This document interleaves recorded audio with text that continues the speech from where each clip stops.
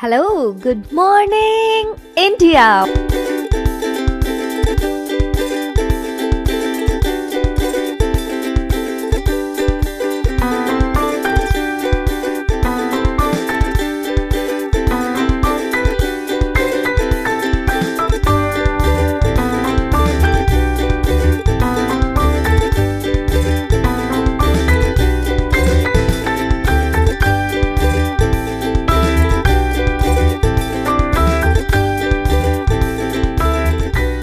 Monday to Friday. Back to back classes live from studio. आज ही subscribe करें wifi study channel को। SSC, bank और railway में जॉब पाना गर्व की बात है, पर उसका पहला स्टेप है एग्जाम को क्लियर करना। और अगर आपको कोई गाइड करे, शॉर्टकट और ट्रिक्स बताए और मोटिवेट करे तो आपकी सफलता निश्चित है। हमारे कोर्सेज से न सिर्फ आपका सिलेबस कंप्लीट होगा बल्कि speed, accuracy and time management भी इम्प्रूव होगी। और हम ये सुनिश्चित करेंगे कि आप अपनी एग्जाम की प्रिपरेशन को लेकर कॉन्फिडेंट रहें और ज्यादा से ज्यादा मार्क्स लाकर अपनी मंजिल हासिल करें।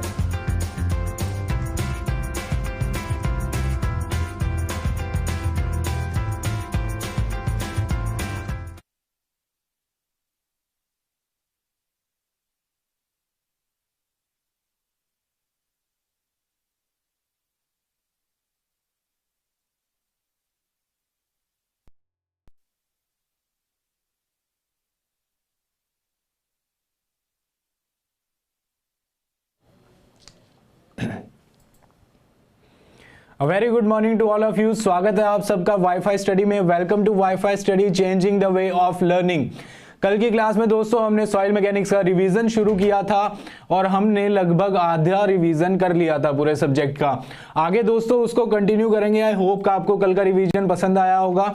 आपको हर एक फॉर्मूला उसके अंदर दिया हुआ था, आपको जस्ट जो करना है वो पूरा एक बार उसको रीड करना है या फिर पूरी वीडियो देखनी है। उसके बाद आपको अपने खुद के शॉर्ट नोट्स में सारे formula, important formula note down करने हैं। कल कुछ टेक्निकल इश्यूज की वजह से थोड़ी बहुत प्रॉब्लम भी आई थी दोस्तों, हमारी जो प्रॉपरली थोड़ा क्लास स्टार्टिंग में शुरू नहीं हो पाई थी।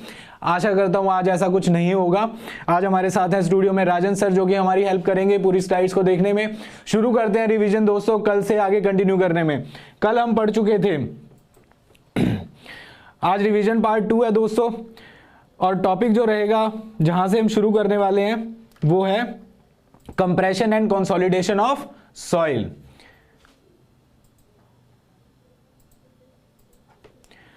कंप्रेशन एंड कंसोलिडेशन के अंदर दोस्तों हमने क्या डिस्कस किया था कि कंप्रेशन क्या है, कंसोलिडेशन क्या है और कॉम्पैक्शन क्या है। कॉम्पैक्शन के अंदर तो दोस्तों हमने देखा था कॉम्पैक्शन क्या होता है हमारा, उसके अंदर जो वॉइड्स के अंदर एयर प्रेजेंट होती है वो बाहर निकल जाती है, एक्सपेल हो जाती है। जबकि कंसोलिडेशन में क्या होता है, कंसोलिडेशन के अंदर जो पोर वाटर प्रेशर है वो डिसिपेट होता है हमारा। तो अगर मैं देखूं कि ओवरऑल जो सेटलमेंट अगर मेरी हो रही है पूरे सॉइल सैंपल के अंदर, तो वो सेटलमेंट किस वजह से होती है, वो 3 स्टेप्स में होती है, 3 वजह से होती है। पहली होती है इमीडिएट सेटलमेंट।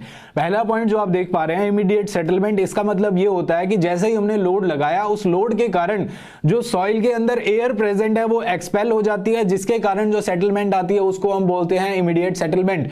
प्राइमरी कंसोलिडेशन के अंदर क्या होता है दोस्तों, पोर वाटर प्रेशर जो होता है हमारा वो डिसिपेट होता है, पोर वाटर प्रेशर खत्म हो जाता है, जीरो हो जाता है, जिसकी वजह से पार्टिकल्स पास में आ जाते हैं और हमारी सेटलमेंट होती है, उसको बोलते हैं प्राइमरी कंसोलिडेशन। तीसरे स्टेप में क्या होता है दोस्तों, हालांकि पोर वाटर प्रेशर जीरो हो चुका होता है पहले ही, लेकिन फिर भी अगर हम लोड लगा के रखते हैं तो होता क्या है, पार्टिकल्स रीअरेंज होते हैं फिर से और वो कुछ और पास में आ जाते हैं और कॉम्पैक्टेड स्ट्रक्चर में आते हैं, जिसको हम बोलते हैं सेकेंडरी कंप्रेशन। ग्राफ में आप देख सकते हैं कि जैसे जैसे हम इफेक्टिव स्टेप्स बढ़ाते हैं, लेफ्ट टू राइट जैसे जैसे मूव कर रहे हैं, वैसे वैसे वॉइड रेशियो टॉप से बॉटम की तरफ आती जा रही है। तो इसके अंदर क्या हो रहा है कि जैसे जैसे हमने इफेक्टिव स्ट्रेस बढ़ाया वैसे वैसे हमारा जो वॉइड रेशियो है वो रिड्यूस होता गया। सिंपल सा ग्राफ है। इसी ग्राफ को हम void ratio versus log of effective stress में भी हम प्रेजेंट कर सकते हैं। लॉग ऑफ इफेक्टिव स्ट्रेस का ग्राफ अगर क्लास में आपको याद हो, हमने जब डिस्कस किया था तो उसके अंदर हमने क्या किया था, पहले लोडिंग लगाई थी, फिर उसके बाद क्या किया हमने, अनलोडिंग की। तो अनलोडिंग के टाइम पे हमने देखा था कि वो ग्राफ वापस उसी शेप में, यानी कि उसी शेप में वापस नहीं जा रहा था। वॉइड रेशियो फिर कुछ ना कुछ कम ही रह रहा था एज कंपेयर टू जो इनिशियली था। था। ऐसा क्यों हुआ था दोस्तों उस ग्राफ के अंदर? क्योंकि सॉइल के कैरेक्टरिस्टिक्स में कुछ चेंजेस आ जाते हैं, एक बार हम उस पर लोड लगा देते हैं तो सेम लोडिंग पे, सेम स्ट्रेस पे वॉइड रेशियो वापस उतना हमें अनलोडिंग के केस में अचीव नहीं हुआ था। दोस्तों आगे बढ़ते हैं नेक्स्ट स्लाइड के ऊपर। इसके अंदर क्या है, कुछ पैरामीटर्स हैं हमारे रिलेटेड टू कंप्रेशन। कंप्रेशन से रिलेटेड कुछ पैरामीटर है। पहला है हमारा कंप्रेशन इंडेक्स। कंप्रेशन इंडेक्स क्या है? वॉइड रेशियो वर्सेस जो लॉग ऑफ इफेक्टिव स्ट्रेस या लॉग ऑफ स्ट्रेस का जो हमारा ग्राफ है उसका स्लोप है। अभी जो हमने जस्ट पहले वाली स्लाइड में जो ग्राफ देखा था वो तो ग्राफ था वॉइड रेशियो वर्सेस स्ट्रेस का। इसी तरीके से अगर हम void ratio versus log of stress का अगर ग्राफ बनाएंगे तो उसका जो स्लोप होगा यानी कि delta E upon log sigma 1 upon sigma 2, तो ये हमारा क्या हो जाता है? Compression index. 3 टर्म्स है दोस्तों इनके अंदर जिसके अंदर सबसे ज्यादा कंफ्यूजन होती है, तो तीनों टर्म्स मैंने आपके सामने एक साथ प्रेजेंट किए हैं। तीनों टर्म्स में आप देख सकते हैं नाम कंप्रेशन, कंप्रेसिबिलिटी सेम आ रहा है लेकिन चीजें अलग अलग हैं। कंप्रेशन इंडेक्स क्या होता है? स्लोप से आप नाम से वर्डिंग्स में याद रखें तो इजीली याद रख पाएंगे। कंप्रेशन इंडेक्स क्या होता है? स्लोप होता है ई वर्सेस लॉग सिग्मा ग्राफ का। कोफिशिएंट ऑफ कंप्रेसिबिलिटी एबी से डिनोट करते हैं और ये क्या होता है? स्लोप होता है कौन से ग्राफ का? ई वर्सेस सिग्मा का या ई वर्सेस इफेक्टिव स्ट्रेस का, तो delta E upon delta sigma. या मैं ये बोलूं कि E1 minus E2 upon delta upon sigma 1 minus sigma 2। तो कोफिशिएंट ऑफ कंप्रेसिबिलिटी जब भी आपसे क्वेश्चन में पूछा जाएगा तो E1 E2 की वैल्यू दी होगी, सिग्मा 1 सिग्मा 2 की वैल्यू दी होगी और आप आगे कर सकते हैं। कोफिशिएंट ऑफ वॉल्यूम कंप्रेसिबिलिटी की बात आती है, एमवी से डिनोट करते हैं इसको और उसको हम कैसे लिख सकते हैं? या तो लिख देंगे कि delta E upon delta sigma divided by 1 plus E naught. E naught क्या है? हमारा इनिशियल वॉइड रेशियो जो स्टार्टिंग में सॉइल में वॉइड रेशियो था वो, या हम MV is equal to AV upon 1 plus E naught से इसको डिनोट कर सकते हैं। तो दोस्तों पास में नाम है इनके compression index, coefficient of compressibility and coefficient of volume compressibility. तीनों को आपको याद रखना है इजीली। एमवी मतलब वॉल्यूम से डिनोट हो रहा है तो एमवी याद रखिए। एवी क्या है? हमारा कोफिशिएंट ऑफ कंप्रेसिबिलिटी। सिंपल। बढ़ते हैं नेक्स्ट टर्म की और अगली स्लाइड पे। अगली स्लाइड हम देख सकते हैं कंप्रेशन मॉड्यूलस। कंप्रेशन मॉड्यूलस अगर कहीं पूछा जाए तो वो होता है 1/mv। सिंपल सी टर्म है। अगर आपसे घुमा के पूछ लिया जाए कंप्रेशन मॉड्यूलस तो मॉड्यूलस शब्द आएगा तो ई से याद रखेंगे इसको। EC is equal to 1/mv। एक दोस्तों इंपॉर्टेंट जो हमारा क्वेश्चन आता है वो आता है कोफिशिएंट ऑफ कंसोलिडेशन से, क्योंकि हमारा चैप्टर ही कंसोलिडेशन है, नाम ही यही है, तो जाहिर सी बात है इससे रिलेटेड ऑब्जेक्टिव में क्वेश्चन पूछा जाता है तो इस फॉर्मूले को तो कभी नहीं चूकेंगे हम। K/mv gamma W। तो दोस्तों ये आपको याद कर लेना है। फिर हमने बात की थी दोस्तों कंप्यूटेशन ऑफ सेटलमेंट की।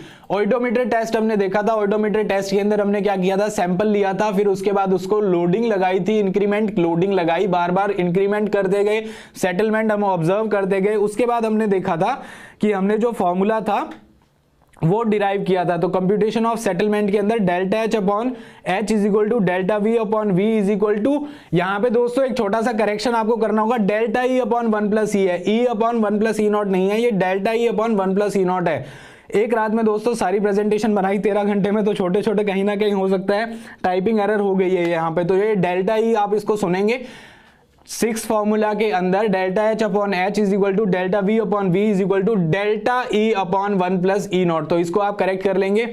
फिर जो नेक्स्ट हमारा फॉर्मूला है वो है, अगर हमें सेटलमेंट के अंदर एमवी दे रखा हो तब सेटलमेंट पूछी हो, अगर एमवी गिवन हो हमें तब सेटलमेंट पूछी हो तो वो किसके इक्वल होती है?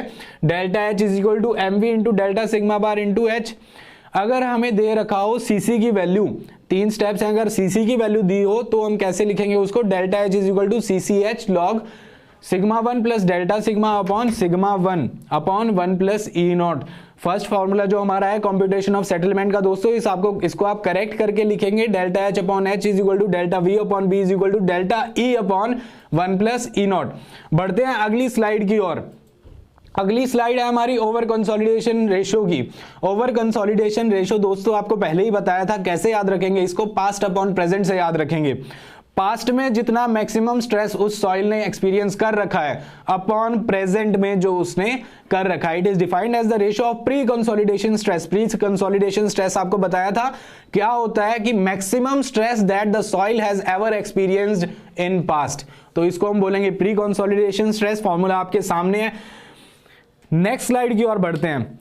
नेक्स्ट हमारा टॉपिक था दोस्तों time rate of consolidation. Thank you Rajan sir. Time rate of consolidation के अंदर क्या होता है? तरजागी ने हमें वन डायमेंशनल कंसोलिडेशन इक्वेशन दी एक, जिसके अंदर था कि CV del U square upon del Z square is equal to del U अपॉन del T। तो टाइम के साथ हमारा कंसोलिडेशन जो U है वो कैसे चेंज हो रहा है, डिग्री ऑफ कंसोलिडेशन समय के साथ कैसे चेंज हो रहा है, इसकी ये इक्वेशन दी थी डेप्थ के अलोंग। तो इसके अंदर हमने क्या देखा था दोस्तों कि इस इक्वेशन के अंदर तरजागी ने कुछ अजम्पशंस माने थे। क्या क्या अजम्पशन माने थे कि total additional stress on compressible soil layer is constant. इसके अलावा वॉल्यूम कंप्रेसिबिलिटी, परमिएबिलिटी और जो कोएफिशिएंट्स हैं हमारे, उनको तरजागी ने माना था कि ये कांस्टेंट है। आगे बढ़ते हैं दोस्तों, टाइम रेट ऑफ कंसोलिडेशन की ये जो इक्वेशन तरजागी ने हमें दी थी, इक्वेशन क्या थी, CV into del U square upon del Z square is equal to del U अपॉन del T। इस इक्वेशन के अंदर दोस्तों तरजागी ने दो नॉन डायमेंशनल पैरामीटर्स बताए। नॉन डायमेंशनल पैरामीटर्स क्या क्या थे, पहला था drainage path ratio. Drainage path ratio से आप क्या समझेंगे दोस्तों कि अगर मेरे पास एक क्ले की लेयर है, कंसोलिडेशन हम किस टाइप की सॉइल में पढ़ते हैं, सैचुरेटेड सॉइल और क्ले के अंदर, ठीक है। तो अगर मेरे पास क्ले की एक लेयर है, उस लेयर के अंदर में ड्रेनेज पाथ रेशो मुझसे पूछा गया है, तो मैं देखूंगा कि अगर उस लेयर के ऊपर और नीचे दोनों तरफ रॉक है, ऊपर और नीचे, सॉरी, अगर नीचे मान लीजिए रॉक है, ऊपर सैंड है, तो उस क्ले की लेयर में से अगर पानी को ट्रेवल करना है तो मैक्सिमम डिस्टेंस कितना हो सकता है उसका, तो मैक्सिमम डिस्टेंस होगा उसका h, यानी कि जहां पे रॉक है या फिर जहां से क्ले लेयर हमारी शुरू हो रही है, वहां से लेके टॉप ऑफ क्ले लेयर तक अगर उसको जाना है तो उसको मैक्सिमम डिस्टेंस कितना ट्रेवल करना पड़ेगा, h करना पड़ेगा। इसी को मैंने नीचे नीचे लिख रखा है फॉर सिंगल ड्रेनेज। एक डायरेक्शन में अगर ड्रेनेज हो रहा है तो उस टाइम जो हाइट मैं लूंगा, जो वाटर जो मैक्सिमम डिस्टेंस ट्रेवल करेगा, वो इक्वल टू d हो जाएगा उस डेप्थ ऑफ लेयर की। और अगर डबल ड्रेनेज हो रहा है, यानी कि क्ले की लेयर के ऊपर भी सैंड है, नीचे भी सैंड है, तो उस केस में क्या होगा, जो मैक्सिमम डिस्टेंस वाटर के मॉलिक्यूल को ट्रेवल करना पड़ सकता है वो कितना होगा, उस डेप्थ ऑफ लेयर के बाय 2। तो दोस्तों ड्रेनेज पाथ रेशो है क्या, जिस डेप्थ पे हमारा हम कंसीडर कर रहे हैं ड्रेनेज को, वो डिवाइडेड बाय जो मैक्सिमम डिस्टेंस वाटर को ट्रेवल करना पड़ेगा। So capital Z is equal to Z upon small Z upon capital H। I hope इसमें आपको कोई प्रॉब्लम नहीं होगी। बढ़ते हैं दोस्तों नेक्स्ट स्लाइड की ओर। नेक्स्ट में क्या है, जो सेकंड सॉल्यूशन तरजागी ने बताया हमें, वो था टाइम फैक्टर। टाइम फैक्टर को T से डिनोट करते हैं, फॉर्मूला डायरेक्टली याद रखेंगे, T is equal to CVT upon H square. T is equal to CVT upon H square. इसको हम देखो, CV क्या है, हमारा कोएफिशिएंट ऑफ कंसोलिडेशन है, T है कितने टाइम के लिए हम कंसीडर कर रहे हैं, टेस्ट कर रहे हैं, और H हमारा वही मैक्सिमम डिस्टेंस जो वाटर के मॉलिक्यूल को ट्रेवल करना पड़ रहा है। सिंगल ड्रेनेज के अंदर H की हमने क्या बात की थी, H इक्वल टू D होगा, डबल ड्रेनेज के अंदर D बाय 2 होता है। तो यहां से दोस्तों क्वेश्चन में के अंदर हमें टाइम फैक्टर अगर पूछा जाएगा तो कोएफिशिएंट ऑफ कंसोलिडेशन दिया होगा, टाइम दिया होगा, और हमें ये दिया होगा कंडीशन कैसी है, सिंगल ड्रेनेज है या डबल ड्रेनेज है। तो वहां से हम H की वैल्यू क्ले की डेप्थ के अकॉर्डिंग पता कर सकते हैं। इस क्वेश्चन को अगर थोड़ा और कॉम्प्लिकेट करना होगा तो आपको CV की वैल्यू नहीं देगा, K की वैल्यू दे देगा, गामा W की वैल्यू दे देगा, वॉल्यूम ऑफ कंप्रेसिबिलिटी MV की वैल्यू दे देगा आपको। तो वहां से आपको CV कैलकुलेट करना होगा K upon MV into gamma W से, और CV को आप यहां पुट कर सकते हैं और टाइम फैक्टर की वैल्यू निकाल सकते हैं। बढ़ते हैं दोस्तों, इसी के अंदर नेक्स्ट पॉइंट जो हमें नीचे दे रखा है, U की वैल्यू। अगर हमें रेट ऑफ कंसोलिडेशन जो है, degree of consolidation less than 60 degree होगा तो डायरेक्ट फार्मूला आप यूज कर सकते हैं, इसके अंदर T is equal to pi by 4 U square. अगर ग्रेटर देन 60% है तो TV is equal to 1.78 0.933 log 100 minus U। इसके अंदर याद रखने वाली बात क्या है दोस्तों, जो पहला फॉर्मूला है हमारा TV is equal to pi by 4 U square, यहां पे U हम रखेंगे फ्रैक्शन के अंदर, और सेकंड जो फॉर्मूला है जिसमें U ग्रेटर देन 60% है तो वहां पे U रखेंगे हम 100 के, हम परसेंटेज में। जो फॉर्मूला है log 100 माइनस U, वहां पे U को रखेंगे 100 में। ठीक है दोस्तों, बढ़ते हैं नेक्स्ट स्लाइड की और। अगला टॉपिक है हमारा shear strength of soil. Thank you Rajan sir. अब शेयर स्ट्रेंथ के अंदर हमने क्या पढ़ा था दोस्तों, शेयर स्ट्रेंथ क्या होती है, हमारी जितना external shear force per unit area लगता है उसको जो रेजिस्ट करता है हमारा सॉइल, उसको हम बोलते हैं शेयर स्ट्रेंथ। तो जो मैक्सिमम शेयर स्ट्रेंथ जो कोई सॉइल हमारी है वो रेजिस्ट कर सकती है without failing in shear is known as shear strength. Soil consists of individual particles that can slide and roll relative to one another. Shear strength of soil is equal to the maximum value of shear stress that can be mobilized within a soil mass without failure taking place. उसके बाद दोस्तों हमने बात की थी मोहर Coulomb criteria की। मोहर ने कुछ बताया था, फिर कुलॉम ने कुछ बताया था, दोनों को मिला के एक इक्वेशन ली थी हमने, जिसके अंदर की कुलॉम ने हमें बताया था कि इफेक्टिव स्ट्रेस पैरामीटर्स होते हैं सी और फाई। सी हमारा कोहेजन को बताता है, फाई बताता है एंगल ऑफ इंटरनल फ्रिक्शन को। ये तरजागी ने इंट्रोड्यूस किए थे, जबकि मोहर ने क्या बोला था कि जो हमारी शीयर स्ट्रेंथ सॉइल की होगी वो डिपेंड करती है स्ट्रेस के ऊपर। तो तरजागी और मोहर दोनों के कंसेप्ट मिला के हमें मिले थी एक equation, tau is equal to C plus sigma F tan phi. उसके बाद इस इक्वेशन में जो सिग्मा है वो क्या है, हमारा टोटल स्ट्रेस है। बाद में जब इफेक्टिव स्ट्रेस का कॉन्सेप्ट इंट्रोड्यूस हुआ हमारा, तो इस कॉन्सेप्ट के अंदर हमने ये जो सिग्मा है tau is equal to C plus sigma bar कर दिया उसको इनटू tan फाई। तो ये जो फॉर्मूला है दोस्तों बिल्कुल याद होना चाहिए। शियर स्ट्रेंथ ऑफ सॉइल अगर टॉपिक आप पढ़ना शुरू कर रहे हैं तो सबसे पहला जो आपको याद होना चाहिए ये फॉर्मूला मस्ट एंड मस्ट है। फिर उसके बाद हमने दोस्तों शुरू किए थे कि शियर स्ट्रेंथ ऑफ सॉइल के अंदर कुछ टेस्ट से हमारे जरूरी, जिसके अंदर पहला टेस्ट था shear stress direct shear test, दूसरा टेस्ट था हमारा ट्रायक्सियल टेस्ट और तीसरा टेस्ट था वेन शियर टेस्ट। पहले टेस्ट की ओर बढ़ते हैं, डायरेक्ट शियर टेस्ट की। डायरेक्ट शियर टेस्ट आपको दिख रहा है स्क्रीन पे दोस्तों, साइड में आपको इमेज दिख रही है। इसके अंदर क्या हमने लिया, शियर बॉक्स लिया। एक शियर बॉक्स के अंदर हमने सॉइल सैंपल डाला। दो प्रकार के लोड दोस्तों इस पे हमने लगाए, ऊपर से लगाया नॉर्मल लोड, साइड से लगाया shear force. The test is carried out on the soil sample confined in a metal box of square cross section which is split horizontally at mid height. इस लाइन का मतलब क्या हुआ, ऊपर से हमने लोड लगाया है और वो स्प्लिट है, जो हमारा शियर बॉक्स है वो ऑलरेडी बीच में से स्प्लिट हो गया है। तो यहां पे यानी कि ये क्या है कि इसके अंदर जो फेलियर प्लेन है, हमारी सॉइल कहां से फेल होगी वो प्री डिफाइंड है। तो failure plane is pre defined. अब होता क्या है, this soil is sheared along a pre determined plane by moving the top half of the box relative to the bottom half. ऊपर वाले टॉप को हम मूव करवा देते हैं हॉरिजॉन्टल फोर्स लगा के, जिसकी वजह से शेयर प्लेन हमें मिलता है। वहां पे सैंड्स और ग्रेवल्स के लिए इसको हम करते हैं ज्यादातर। डायरेक्ट शेयर टेस्ट की अगली स्लाइड में हम देख रहे हैं इसकी कुछ खास बातें। डायरेक्ट शेयर टेस्ट आप पढ़ सकते हैं यहां से कि क्या क्या एडवांटेज है सैंड और ग्रेवल के लिए कर सकते हैं हम। दूसरा क्या कर सकते हैं कि इसके अंदर प्री डिटरमिन्ड प्लेन होता है हमारा, कि अगर हमें पता होता है कि कहां से हमारा सॉइल सैंपल फेल होने वाला है तो ऐसी सॉइल के लिए हम direct shear test easily use कर सकते हैं। लार्ज सैंपल्स को टेस्ट कर सकते हैं इसके अंदर, लार्ज शेयर बॉक्सेस के अंदर। और डिसएडवांटेज क्या है इसके, यही कि फेलियर प्लेन ऑलरेडी हमें पता है, तो ऐसी सॉइल के लिए हम इस टेस्ट को नहीं यूज कर सकते जहां का फेलियर प्लेन हमें नहीं पता है कि कहां आकर होगा। No provision of measuring pore water pressure, इसके अंदर पोर वाटर प्रेशर नहीं मेजर कर सकते हैं। नेक्स्ट जो चीज इसकी है वो ये है कि हम इसके अंदर ड्रेनेज कंडीशन को कंट्रोल नहीं कर सकते हैं। ठीक है, बढ़ते हैं दोस्तों अगले टेस्ट की ओर। सेकंड जो टेस्ट है हमारा शियर स्ट्रेंथ टेस्ट का वो है ट्रायक्सियल टेस्ट। दोस्तों पहले भी आपको बताया था कि टेस्ट के बारे में आपको नाम याद रखने बहुत जरूरी है ऑब्जेक्टिव पॉइंट ऑफ व्यू से। जब भी आप शॉर्ट नोट्स बनाएंगे तो उनके उससे पहले एक ओवरव्यू जरूर लिखें कि कौन सा हमारा चैप्टर है, उस चैप्टर के अंदर क्या क्या टेस्ट हैं। तो इस तरीके से आप जब भी ओवरव्यू बनाएंगे अगर, तो आप उस सब्जेक्ट को, उस चैप्टर को आप कभी भूल नहीं पाएंगे और ऑब्जेक्टिव में अगर क्वेश्चन आएगा तो आप डायरेक्टली कर पाएंगे। शियर स्ट्रेंथ टेस्ट के अंदर सेकेंड जो टेस्ट है वो हमारा ट्रायक्सियल टेस्ट।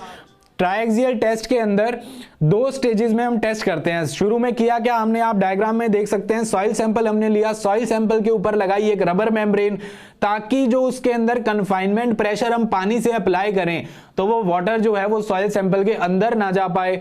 उस सॉइल सैंपल के ऊपर और नीचे पोरस स्टोन लगाते हैं दोस्तों, और जो पूरा हमारा ट्रायक्सियल सेल है उसको पानी से भर देते हैं। तो जो फर्स्ट स्टेज होता है, पहला स्टेप होता है, उसके अंदर क्या किया, सॉइल सैंपल को रख दिया है उसके अंदर और कन्फाइनिंग प्रेशर लगाया है। वाटर से हमने सॉइल सैंपल के चारों ओर कन्फाइनिंग प्रेशर लगाया हमने। सेकेंड स्टेज में क्या किया हमने, डेविएटर स्ट्रेस लगाया या एक्सटर्नल एक्सियल स्ट्रेस लगाया। ऊपर से जो स्ट्रेस लगाया, और यही वो स्ट्रेस है, डेविएटर स्ट्रेस ही वो स्ट्रेस है जो उसके अंदर सॉइल के अंदर शियर स्ट्रेस को इंट्रोड्यूस करेगा। और उसके बाद हम दोस्तों क्या करते हैं, उसी स्टेज के अंदर जो स्ट्रेस है डेविएटर स्ट्रेस, उसको बढ़ाते जाएंगे जब तक हमारा सॉइल जो है वो शियर में फेल नहीं कर जाएगा।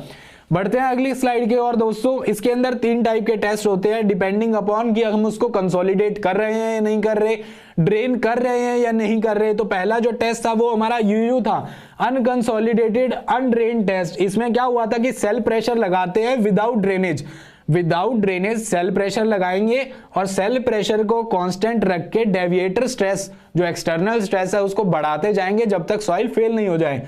सीयू आया, उसके बाद कंसोलिडेटेड अनड्रेन, कंसोलिडेट तो किया लेकिन ड्रेन नहीं किया।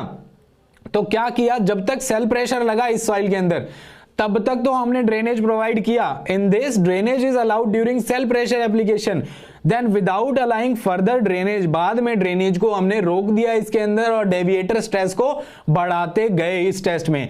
तीसरा टेस्ट था सीडी, कंसोलिडेटेड ड्रेन। इसमें कंसोलिडेट भी किया, ड्रेन भी किया। तो ये क्या है, सिमिलर है सीयू टेस्ट के, बस इसमें डिफरेंस जो आता है दोस्तों वो ये है कि डेविएटर स्ट्रेस इंक्रीज करते हैं जब तब ड्रेनेज अलाउ करते हैं। सीयू टेस्ट में हमने क्या किया, जब डेविएटर स्ट्रेस अप्लाई करते हैं, जो एक्सियल लोड अप्लाई करते हैं, उस टाइम ड्रेनेज अलाउ नहीं करते। जबकि सीडी टेस्ट जो हमारा है कंसोलिडेटेड ड्रेन टेस्ट, इसमें जब डेविएटर स्ट्रेस लगेगा तब भी हम ड्रेनेज परमिट कर देंगे। ऑब्जेक्टिव में अगर इन दोनों में डिफरेंस पूछा जाए तो ये लाइन आपको याद रखनी है। The rate of loading must be slow, कि excess pore water pressure generate ना हो उस सॉइल के अंदर, इसीलिए हम रेट ऑफ लोडिंग धीरे रखते हैं ताकि पानी साथ साथ वहां से निकलता जाए। एडवांटेजेस की बात आती है दोस्तों, तो इसके अंदर क्या होता है, यूनिफॉर्म स्ट्रेसेस एंड स्ट्रेन लगते हैं, कॉम्बिनेशन कर सकते हैं हम, कन्फाइन करना है नहीं करना है, एक्सियल स्ट्रेस कितना लगाना है इसके ऊपर, ड्रेनिंग कंडीशन जो हमारी है, वाटर को कब सॉइल सैंपल से निकलने देना है नहीं देना है, ड्रेनेज अनड्रेन्ड ये कंडीशन हम इसमें रख सकते हैं। पोर वाटर प्रेशर को हम इसके अंदर मेजर कर सकते हैं और the complete stress strain behaviour जो हमारे सॉइल का है वो हम देख सकते हैं कि टाइम के साथ कितना स्ट्रेस हमने लगाया और कितना स्ट्रेन आया। बढ़ते हैं दोस्तों अगले टेस्ट की ओर। तीसरा जो हमारा टेस्ट है वो है शियर स्ट्रेंथ टेस्ट का, वेन शियर टेस्ट। डायग्राम में आपको दिख रहा है कि एक वेन हमने यूज किया और कैसी प्लास्टिक कोहेसिव क्ले के लिए हम इस टेस्ट को यूज करते हैं। वेन जो आपको दिख रही है इसमें 4 ब्लेड्स लगे हुए हैं। वेन को हम पुश करते हैं सॉइल के अंदर। वेन को पुश करने के बाद हम क्या करेंगे, उसको रोटेट करेंगे, टॉर्क लगाएंगे उसके ऊपर। तो जो क्वेश्चन आता है वेन शियर टेस्ट से रिलेटेड वो यही आता है कि जब हम वेन के ऊपर पुश लगा के फिर टॉर्क लगा रहे हैं उसके ऊपर, तो कितना टॉर्क लगाया और उस सॉइल की शियर स्ट्रेंथ हमारी क्या है। तो शियर स्ट्रेंथ का डायरेक्ट फॉर्मूला अगर आप याद रख सकते हैं तो T/πd²H/d/2 + d³ d6। लेकिन अगर आप इसको अलग से याद रखना चाहते हैं टॉर्क से, जैसा कि मुझे आसान लगता है टॉर्क से याद रखना, तो T = πcd²H/2 + d/6। Total torque किस केस के अंदर है, जब पूरे हमारा जो वेन है हमने सॉइल सैंपल के अंदर इंसर्ट कर दिया है, तो उस केस में तो आ गया टोटल टॉर्क। अगर हमारी वेन को हमने H डेप्थ तक ही डाला है, पूरी वेन इंसर्ट नहीं की है, सिर्फ H डेप्थ तक ही डाला है, तो T = πcd²H/2 + d/12। इस फॉर्मूले के अंदर जो C है दोस्तों, C हमारा है यहाँ पे शियर स्ट्रेंथ, सॉइल की शियर स्ट्रेंथ है C यहाँ पे। तो अगर आपको क्वेश्चन में टॉर्क पूछा जाए तो आप यहां से टॉर्क बता सकते हैं, शियर स्ट्रेंथ अगर गिवन है तो। अगर शियर स्ट्रेंथ पूछी जाए और टॉर्क गिवन है तो आप टॉर्क बता सकते हैं। दोनों फॉर्मूले आपके मस्ट हैं याद करने, मस्ट मतलब मस्ट। अब मेरे प्यारे वो दोस्त जो पीडीएफ के लिए बार बार बोल रहे हैं, दोस्तों आपको इतनी अच्छी एक वीडियो प्रेजेंट कर दिया है, इसके बाद पीडीएफ क्या ही बचेगा। इसके अंदर आप ऑडियो और वीडियो दोनों है, पीडीएफ तो पड़ी रहेगी आपके पास, आप ऑडियो वीडियो दोनों सुनिए। फॉर्मूला जो है आप अपने शॉर्ट नोट्स बनाइए। पीडीएफ का क्या करोगे, हाफ पुश्ड का आपको बता दिया राकेश जी। सेकंड जो फॉर्मूला हमारा था वो हाफ पुश्ड के लिए है, T = πcd²H/2 + d/12। तो इसमें स्मॉल h की वैल्यू आप जो हाफ पुश की है तो वो आप रख सकते हैं और मिल जाएगा। आगे बढ़ते हैं दोस्तों, अगला टॉपिक जो हमारा है वो है वर्टिकल स्ट्रेसेस। वर्टिकल स्ट्रेसेस के अंदर ऑब्जेक्टिव पॉइंट ऑफ व्यू से, या मैं ये बोलूं कि जेई पॉइंट ऑफ व्यू से जो आप याद रख पाए वो हमारा इंपॉर्टेंट है पॉइंट लोड से रिलेटेड। अगर पॉइंट लोड लग रहा है Q किसी एक जगह पे, तो Z डेप्थ पे और R एक्सियल डिस्टेंस पे, R रेडियल डिस्टेंस पे कोई पॉइंट है P, उस पॉइंट पे सिग्मा Z लग रहा है हमारा वर्टिकल स्ट्रेस। वो कितना होगा, दो लोगों ने बताया अपने अपनी थियोरीज, बोस्निक ने बताया और वेस्टरगार्ड ने बताया। बोस्निक ने जो बताया वो था सिग्मा Z = 3q/2πz², 1/1/r/z का स्क्वायर पूरे की पावर 5/2। वेस्टरगार्ड ने बताया q/πz², 1/1 + r/z का स्क्वायर और पूरे की पावर 3/2, ये दोनों फॉर्मूलाज आप याद रख लीजिए दोस्तों, क्वेश्चन आएगा तो इससे बन जाएगा। तीसरा जो इसके अंदर मेथड था वो था न्यूमार्क्स इन्फ्लुएंस चार्ट। डायग्राम आपको दिख रहा है दोस्तों, न्यूमार्क इन्फ्लुएंस चार्ट से ज्यादा घबराना नहीं है, कुछ भी नहीं है इसके अंदर। डायग्राम आप देखिए दोस्तों, डायग्राम में क्या दिख रहा है मुझे, एक तो कंसेंट्रिक सर्कल्स दिख रहे हैं, एक दिख रही है रेडियल लाइंस। कंसेंट्रिक सर्कल मतलब ऐसे सर्कल जिनका सेंटर सेम है, रेडियल लाइंस मतलब एक पॉइंट से वो सारी लाइंस ओरिजिनेट हुई हैं। अब दोस्तों अगर पहले देखते हैं चार्ट को, जब हमारा मेथड है न्यूमार्क्स इन्फ्लुएंस चार्ट, तो हम पहले चार्ट को ध्यान से देखते हैं। चार्ट में हमें दिखी रेडियल लाइन, फिर और क्या दिखा, जो हमारे कंसेंट्रिक सर्किल है वो दिखे, एक स्केल दिख रहा है AB स्केल। हमको AB स्केल जो है दोस्तों उसका क्या यूज है ये भी आपको बताएंगे। तो इतनी चीजें हमें उसके अंदर दिखी। अब न्यूमार्क ने एक फॉर्मूला दिया कि जो हमारा स्ट्रेस होगा vertical stress that is equal to small QN upon MN। Q जो है वो हमने लोड लगाया है एक्सटर्नल, N जो है नंबर ऑफ इक्विवेलेंट एरियाज। उस जो चार्ट के अंदर जितने number of areas rectangular box के अंदर आपको दिखा रखे हैं कि इसके अंदर कितने नंबर ऑफ एरियाज हैं वो आप काउंट कर सकते हैं, तो वो हमारा हो जाएगा कैपिटल N की वैल्यू। स्मॉल n की वैल्यू क्या है, number of radial lines. Small m की मतलब है नंबर ऑफ कंसेंट्रिक सर्किल्स। अब इस मेथड को करते कैसे थे दोस्तों, हमने डिस्कस किया था कि सबसे पहले हम प्लान ले लेंगे लोडिंग का, और उसके बाद क्या करेंगे, जो डेप्थ है, जिस डेप्थ पे, Z डेप्थ पे हमें कैलकुलेट करना है स्ट्रेस, उस डेप्थ को इस न्यूमार्क चार्ट पे इस तरीके से स्केल करेंगे। उसके प्लान को, लोडिंग प्लान को इस तरीके से स्केल करेंगे और इस चार्ट के ऊपर रखेंगे कि जो AB है, हमारा डिस्टेंस AB है, वो किसके इक्वल हो जाए, डेप्थ के इक्वल हो जाए। अब दोस्तों इसको इसके इक्वल रखा, और जिस पॉइंट पे हमें स्ट्रेस कैलकुलेट करना है, जिस पॉइंट P के ऊपर हमें स्ट्रेस कैलकुलेट करना था, उस पॉइंट P को हम इस चार्ट के ऊपर, जो सेंटर ऑफ चार्ट है उसके ऊपर रख देंगे पॉइंट P को। फिर उसके बाद हम देखेंगे कि कितना हमारा एरिया है वो इसके अंदर कवर्ड हुआ है, कैपिटल N हम कैलकुलेट कर लेंगे, ये फॉर्मूला में वैल्यू रखेंगे और आंसर निकाल देंगे। अगर क्वेश्चन में आपके पास आता है तो यहाँ पे आपको N MN सबकी वैल्यू दे रखी होगी, या एक न्यूमार्क चार्ट बना रखा होगा, तो आप रेडियल लाइंस कैलकुलेट कर सकते हैं, कंसेंट्रिक सर्किल कैलकुलेट कर सकते हैं, फॉर्मूला रखेंगे, डायरेक्ट आंसर आएगा। बढ़ते हैं दोस्तों, नेक्स्ट टॉपिक हमारा था, छोटा सा टॉपिक था सॉइल एक्सप्लोरेशन। क्या था सॉइल एक्सप्लोरेशन? सॉइल एक्सप्लोरेशन के अंदर हमें पढ़ना था कि फील्ड और लैब स्टडीज जो हम करते हैं सॉइल की कैरेक्टरिस्टिक्स पढ़ने के लिए, ग्राउंड वाटर टेबल की वजह से या और फैक्टर्स की वजह से, तो इन सब स्टडीज को हम बोलते हैं सॉइल एक्सप्लोरेशन। 3 स्टेप में करते थे, प्रिलिमिनरी होता था, फिर डिटेल्ड होता था, फिर स्पेशलाइज्ड एक्सप्लोरेशन की किसी पर्टिकुलर प्रॉपर्टीज के अराउंड अगर हमें करना है तो वो स्पेशलाइज्ड होगा। सॉइल एक्सप्लोरेशन के अंदर दोस्तों जो हमें इंपॉर्टेंट चीजें जो कहीं से क्वेश्चन अगर आते हैं तो वो क्या थे, मेथड्स ऑफ मेकिंग बोरहोल। अगली स्लाइड में हम देख रहे हैं methods of borehole. Methods of borehole में दोस्तों आप देख सकते हैं इमेजेस में क्लियरली, पहला है ऑगर बोरिंग। ऑगर की फोटो आपको दिख रही है, अगर आप फोटो आपने देख लिया तो आप भूल नहीं पाएंगे इसको। ऑगर आपको दिख रहा है और ये छोटा होता है, स्मॉल इन साइज होता है, ज्यादा डेप्थ तक हम इसको यूज नहीं कर सकते हैं। आपको 2 हैंडल दिख रहे हैं ऊपर, उनको हम यूज करके पुश कर सकते हैं। ऑगर जो होता है वो मैनुअल भी हो सकता है, उस पर मोटर भी लगी हो सकती है। तो ये आपने जनरली देखा होगा कहीं ना कहीं हाईवेज बन रही है या फिर फाउंडेशन है, शैलो फाउंडेशन, वहां पे देखा होगा। तो क्ले सॉइल के अंदर इफेक्टिव होता है, सैचुरेटेड सैंड, सिल्ट और मीडियम टू स्टिफ क्ले के अंदर भी हम इसको यूज करते हैं। और कहां तक होता है, स्मॉल डेप्थ तक होता है। ये आपको ऑगर के बारे में याद रखना है। अगर आपने फोटो याद रखी तो बहुत सारी चीजें तो अपने आप आपके दिमाग में आ जाएंगी। वॉश बोरिंग सेकंड जो हमारा मेथड है दोस्तों, इमेज के अंदर आप देखिए कि इसके अंदर क्या होता है कि चॉपिंग बिट्स लगे होते हैं। जो हमारा डिवाइस होता है उसके अंदर चॉपिंग बिट लगी होती है, एक केसिंग लगाते हैं, ठीक है, ड्रिल रॉड के थ्रू उन चॉपिंग बिट्स ड्रिल रॉड के नीचे लगी होती है और वो उसको ड्रिल करती है।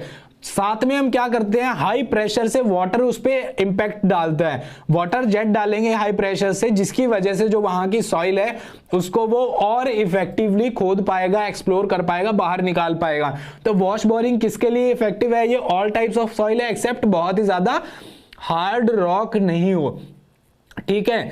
उसके बाद क्या है कि ये सुटेबल नहीं होती अनडिस्टर्ब्ड सैंपल्स के लिए, not suitable for taking good quality undisturbed sample. हमें अगर ऐसा सैंपल चाहिए जो कि डिस्टर्ब्ड नहीं है, ज्यादा छेड़खानी उस सैंपल से नहीं हुई है, एज इट इज हमें चाहिए, तो उस पे अगर हम करते हैं वो करते हैं वॉश बोरिंग। वॉश, अगर हमें अनडिस्टर्ब्ड सैंपल चाहिए तो वॉश बोरिंग वहां नहीं करेंगे, ठीक है। दोस्तों कमेंट्स पे ध्यान देने लग गया था मैं। कमेंट्स में अगर फाउंडेशन आएगा, बिल्कुल आएगा, थोड़ा सा आप शांत रहें, सारे टॉपिक्स आएंगे जो आपके लिए जरूरी हैं। तो वॉश बोरिंग वहां नहीं करेंगे जहां हमें अनडिस्टर्ब्ड सैंपल चाहिए। नेक्स्ट आगे बढ़ते हैं तीसरे मेथड की ओर, परक्यूशन बोरिंग। परक्यूशन बोरिंग का डायग्राम आपको दिख रहा है। परक्यूशन बोरिंग आपने देखा होगा, जहां भी आपके ट्यूबवेल्स बोरवेल्स बनते हैं वहां भी आपने देखा होगा, एक पुली लगी होती है, परक्यूशन डिवाइस लगी होती है, उसके नीचे काफी हैवी होती है वो, तो पुली की हेल्प से हम उसको खींचते रहते हैं, बार बार ऊपर नीचे करवाते रहते हैं, वो बार बार जाके हिट करती है और जो रॉक्स हैं, जो बोल्डर्स हैं, उनको तोड़ तोड़ के छोटे पार्ट्स में कन्वर्ट करके उस परक्यूशन डिवाइस के अंदर ही वो भर जाता है। जब वो भर जाता है हम उसको पुली की हेल्प से ऊपर उठा लेते हैं और बाहर निकाल के खाली कर लेते हैं और फिर से ये प्रोसेस रिपीट करते हैं। तो बोल्डर्स और ग्रेवल जो होते हैं, जो बड़े साइज के पार्टिकल्स होते हैं, उनके लिए ये इफेक्टिव होता है। लगभग सब टाइप की रॉक्स के लिए चलता है, लेकिन सॉफ्ट स्टिकी क्लेज के लिए ये इफेक्टिव नहीं है, वो अंदर उसके चिप्स चिपक सकती है। तो ये जो कुछ चीजें हैं दोस्तों, ये थी परक्यूशन बोरिंग के बारे में। फोर्थ हमारी है रोटेटरी बोरिंग। रोटेटरी बोरिंग क्या होती है? लगभग सभी सॉइल्स के लिए हो सकती है एक्सेप्ट रॉक्स के लिए। जिन सॉइल्स के ऊपर ऑगर और वॉश बोरिंग काम नहीं करती है उनके लिए हम यूज करते हैं, और इसके अंदर डायमंड बिट्स लगे होते हैं। इस डिवाइस के अंदर डायमंड बिट्स लगे होते हैं। अब दोस्तों नेक्स्ट बढ़ते हैं हम। इस टॉपिक जो आता है सॉइल एक्सप्लोरेशन के अंदर, वो आता है हमारा सैंपलर। सैंपलर से रिलेटेड दोस्तों अगर क्वेश्चन आएगा तो सैंपलर के अंदर क्या, एक तो सिंपल क्वेश्चन ये आता है कि डिस्टरबेंस कौन से सैंपलर में सबसे कम होती है, तो चंक में सबसे कम होती है, फिर पिस्टन में होती है, फिर स्प्लिट स्पून में होती है और रिमोल्डेड में होती है। अगर नॉर्मल सैंपलर से रिलेटेड क्वेश्चन आता है तो सैंपलर में हमसे पूछा जाता है इनसाइड क्लियरेंस या आउटसाइड क्लियरेंस या फिर एरिया रेशो। तो अगर दोस्तों आप देखें डायग्राम में तो D1 जो है वो हमारा कटिंग एज का इंटरनल डायामीटर है, D2 जो है वो कटिंग एज का आउटर डायामीटर है, D3 हमारा इन जो सैंपलिंग ट्यूब है उसका इंटरनल डायामीटर है, और D4 जो है वो सैंपलिंग ट्यूब का एक्सटर्नल डायामीटर है। फिर उसके बाद तो है सिर्फ फॉर्मूले। इनसाइड क्लियरेंस क्या बोल रहा है? D3 minus D1। D3 मतलब ट्यूब का जो हमारा इंटरनल डायामीटर है माइनस कटिंग एज का internal diameter divided by cutting edge का इंटरनल डायामीटर। तो ये हमें बताता है इनसाइड क्लियरेंस। तो ये कितना होना चाहिए? 1 से 3% के बीच में होना चाहिए। यहीं पे अगर आउटर क्लियरेंस की बात करूं D2 minus D4 bye D4, ये हमारा ज्यादा नहीं होना चाहिए इनसाइड क्लियरेंस से। सो 1 से 2% हम इसको ज्यादातर लेते हैं। एरिया रेशो हमारा क्या होता है? D2 माइनस D1 का square, D2 square minus D1 square upon D1 square, यानी कि कटिंग एज का आउटर डायामीटर है उसका एरिया माइनस इनर डायामीटर का area divided by inner diameter का एरिया। ये हमें एरिया रेशो बताता है। ये काफी इंपॉर्टेंट हो जाता है अगर सैंपलर से क्वेश्चन आता है तो ये आपको याद रखना है कि इसका फॉर्मूला क्या है, और ये कम से कम होना चाहिए, और सॉफ्ट सेंसिटिव क्ले के लिए 25 से ज्यादा होता है, और प्रेफरेबली होना चाहिए लेस देन 10%। बढ़ते हैं दोस्तों आगे। नेक्स्ट टॉपिक जो हमारा था सॉइल एक्सप्लोरेशन के अंदर, वो है अगर किस टाइप के सैंपल हम यूज करते हैं। अगर एक क्वेश्चन कहीं ऑब्जेक्टिव में बनता है कि किस टाइप के टेस्ट के लिए हम कैसा सैंपल यूज करते हैं, तो water content, density, permeability, consolidation coefficient of consolidation coefficient, cohesion, angle of internal friction जो फाई है हमारा, इन सब के लिए हम अनडिस्टर्ब्ड सैंपल लेते हैं। अनडिस्टर्ब्ड सैंपल किन के लिए लेते हैं? इन सब के लिए लेते हैं। या अगर उल्टा बोलूं दोस्तों, अगर आपको याद रखना है तो आप उल्टा चलिए कि डिस्टर्ब्ड सैंपल किस किस केस में लेते हैं हम? CBR टेस्ट और shear स्ट्रेंथ के लिए डिस्टर्ब लेते हैं। Grain size, specific gravity, Atterberg limits, इनके लिए दोनों चल जाएंगे। तो ये दो अगर आप याद रख लेंगे तो बाकी जितने भी बचे हैं वो लगभग आ जाते हैं अनडिस्टर्ब्ड के अंदर। तो ऑब्जेक्टिव में अगर क्वेश्चन आता है विच आउट ऑफ द फॉलोइंग, किसके अंदर हम जो सैंपल रिक्वायर्ड होता है वो डिस्टर्ब्ड होता है, अनडिस्टर्ब्ड होता है, तो आप डिस्टर्ब्ड वाला याद रख लीजिए। अनडिस्टर्ब्ड वाले जो बाकी बच जाएंगे वो अपने आप आ जाएंगे। बढ़ते हैं दोस्तों नेक्स्ट टॉपिक की ओर, एक्सपेंसिव सॉइल्स। एक्सपेंसिव सॉइल्स अगर हमने पढ़ा था, क्या था एक्सपेंसिव सॉइल? एक्सपेंसिव सॉइल्स वो सॉइल हैं जो मॉइस्चर कंटेंट आने की वजह से बहुत ज्यादा एक्सपैंड हो जाती है, और अगर मॉइस्चर कंटेंट उसमें से निकल गया तो वो श्रिंक भी हो जाती हैं। होता क्यों है ऐसा? ऐसा होता है उसके अंदर जो मिनरल्स प्रेजेंट होते हैं, क्ले मिनरल्स जो प्रेजेंट होते हैं, उनकी वजह से होता है, जिनमें से कि हमने 3 इंपॉर्टेंट पढ़े थे, माउंट मोरिलोनाइट, इलाइट और केओलिनाइट। तो एक्सपेंसिव सॉइल अगर है हमारी स्ट्रक्चर के नीचे तो क्या होगा, जब मॉइस्चर कंटेंट आ गया तो वो सॉइल एक्सपेंड करेगी, यानी कि हमारे स्ट्रक्चर को वो बार बार इंपैक्ट करती रहती है, हैम्पर करती रहती है, जिसकी वजह से एक्सपेंसिव सॉइल जो है हमारे स्ट्रक्चर के लिए अच्छी बात नहीं बनती। तो उसके अंदर अगर हम कहीं पे भी स्ट्रक्चर बना रहे हैं और हम चेक करना चाह रहे हैं कि वो सॉइल जो है हमारी एक्सपेंसिव है या नहीं है, तो हम उसके लिए दो टेस्ट करते हैं जो हमारे पॉइंट ऑफ व्यू से इंपॉर्टेंट है एग्जाम के लिए। पहला है free swell test. Free swell test से जो बात आपको याद रखनी है वो ये याद रखनी है कि हम पानी के अंदर ही करते हैं इसको, तो जो फाइनल वॉल्यूम आता है वो minus initial volume upon initial volume into 100 कर लेते हैं। ये टेस्ट हमने किया दोस्तों पानी के साथ, ये आपको याद रखना है। फ्री स्वेल परसेंटेज अगर पूछा जाए तो बहुत आसान तरीके से आप याद रख सकते हैं। ये याद रखिए कि जो माउंट मोरिलोनाइट है वो 12 से 20 गुना जो परसेंटेज वॉल्यूम है उसको बढ़ा देता है, 12 से 20 गुना इंक्रीमेंट होता है वॉल्यूम के अंदर। तो 1200 से 2000% आ गया फ्री स्वेल परसेंटेज। तो आप दोस्तों इमेजिन कर सकते हैं कि माउंट मोरिलोनाइट है वो किस हद तक हमारी सॉइल को स्वेल करवा देगा। शुभम जी ठीक है, पीडीएफ अपलोड कर देंगे, इतनी डिमांड हो गई है तो पीडीएफ भी अपलोड कर देंगे, ठीक है कर दी जाएगी। पीडीएफ अपलोड करने में ज्यादा जोर नहीं आ रहा है, मेन चीज है जो अभी आपको डिस्प्ले हो रही है, जो आप देख रहे हैं इजीली सब कुछ रिवाइज कर पा रहे हैं वो। आगे बढ़ते हैं दोस्तों, इसके अंदर एक लाइन ये लिखी हुई थी कि soil that have free swell less than 50%, अगर लेस देन 50% है तो वो इतना ज्यादा हार्म नहीं करेगा उन स्ट्रक्चर्स को जहां पे लाइट सरचार्ज है। हैवी सरचार्ज के बारे में कोई कमेंट नहीं किया जा रहा है, सिर्फ लाइट सरचार्ज जब हमारा फ्री स्वेल लेस देन 50% है। दूसरा टेस्ट जो दोस्तों हमको करना है, सेकंड टेस्ट, बढ़ते हैं अगली स्लाइड की ओर, वो है differential free swell test. Differential free swell test करते हैं हम केरोसिन के साथ, तो volume of water, soil volume in water minus soil volume in kerosene upon soil volume in kerosene, ये हमारा है डिफरेंशियल फ्री स्वेल टेस्ट। बात रखनी याद क्या है कि इसके अंदर हम केरोसिन का उपयोग करते हैं इस टेक्स्ट को करते हुए, और वैल्यूज क्या क्या होती हैं, अगर लेस देन 20% आता है हमारा डीएफएस परसेंटेज तो वो लो एक्सपेंसिव सॉइल है। मॉडरेट कब होगी, 20 से 35, 35 से 50 होती है हाई, वेरी हाई होती है ग्रेटर देन 50। ये बातें थी दोस्तों हमारी एक्सपेंसिव सॉइल के बारे में। अब जनता की डिमांड जो आ रही थी फाउंडेशन, अब चलते हैं उस पे। फाउंडेशन में दोस्तों हमने क्या पढ़ा था, आप स्क्रीन पे देख पा रहे हैं। फाउंडेशन जो हमारी है मेनली दो प्रकार की होती हैं, शैलो फाउंडेशन, डीप फाउंडेशन। इतना बड़ा डायग्राम देके घबराएं नहीं, हमारे काम की जो चीजें हैं हम वो ही डिस्कस करेंगे। शैलो फाउंडेशन में क्या होता है, डेप्थ अपॉन विड्थ जो होती है वो लेस देन 1 होती है, डीप में क्या होती है ग्रेटर देन 15 होती है।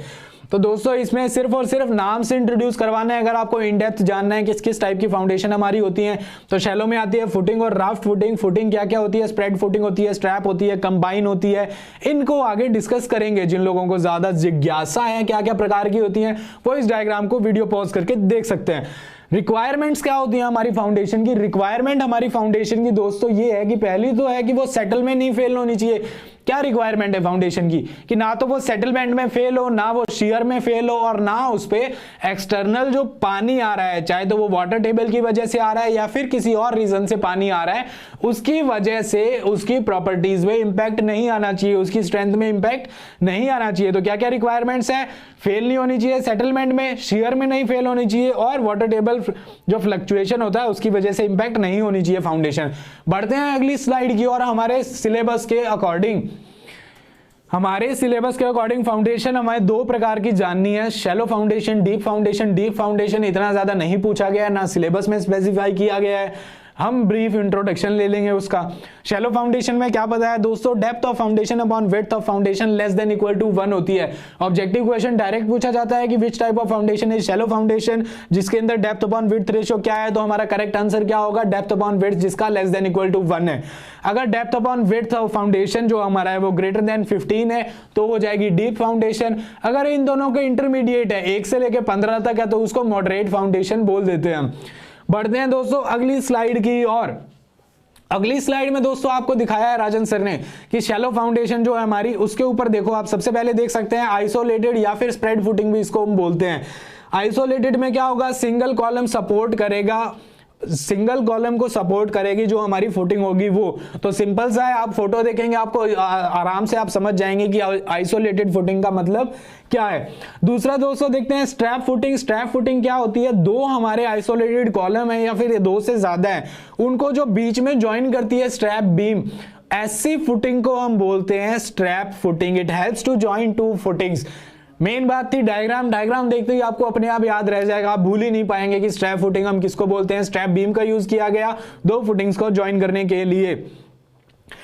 आगे देखिए दोस्तों, शैलो फाउंडेशन पे बात आती है। शैलो फाउंडेशन स्ट्रिप फुटिंग जो हमारी है, शैलो फाउंडेशन के अंदर स्ट्रिप फुटिंग आप देख सकते हैं कंटिन्यूअस वॉल जो है वो लगी होती है इसके अंदर, तो लेंथ जो है हमारी फुटिंग की बहुत ज्यादा होती है विड्थ से, या मैं ये बोल दूं कि एक के बाद एक कंटिन्यूअस इसके अंदर कॉलम्स लगे होते हैं जिनको सपोर्ट करती है हमारी कंटिन्यूअस फुटिंग। तो ऐसी टाइप ऑफ फुटिंग को बोलेंगे हम कंटिन्यूअस फुटिंग। फिर आती है दोस्तों कंबाइंड फुटिंग। कंबाइंड में क्या होता है, दो या दो से ज्यादा कॉलम्स को जो सपोर्ट करती है ऐसी फुटिंग को हम बोल देते हैं कंबाइंड फुटिंग्स। राफ्ट के अंदर क्या होता है, जितने भी हमारे स्लैब है, जितने भी हमारे कॉलम्स हैं, सबको एक कॉमन स्लैब सपोर्ट करती है जिसको हम बोलते हैं राफ्ट फाउंडेशन या फिर मैट फाउंडेशन। बढ़ते हैं दोस्तों अगले टॉपिक की तरफ, बियरिंग कैपेसिटी।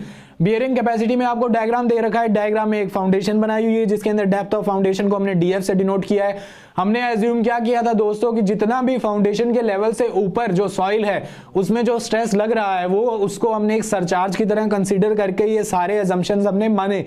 अब देखिए दोस्तों, अगर एक्सटर्नल लोड पी लग रहा है उस फाउंडेशन के ऊपर, स्पीड स्लो करेंगे दोस्तों तो क्या होगा, वीडियो लंबी जाएगी। जो टॉपिक्स आपने ऑलरेडी पढ़ रखे हैं हम यहां कर रहे हैं रिवीजन में, तो आपको फटाफट एक बार में खत्म करना है। कल ही यही चाह रहा था मैं कि 1 घंटे में 1.5 घंटे में हमारा पूरा सॉइल मैकेनिक्स हो जाए ताकि सिंगल वीडियो आपको मिले जिसके अंदर आप इजीली सारा रिवाइज कर पाएंगे इन अ सिंगल गो।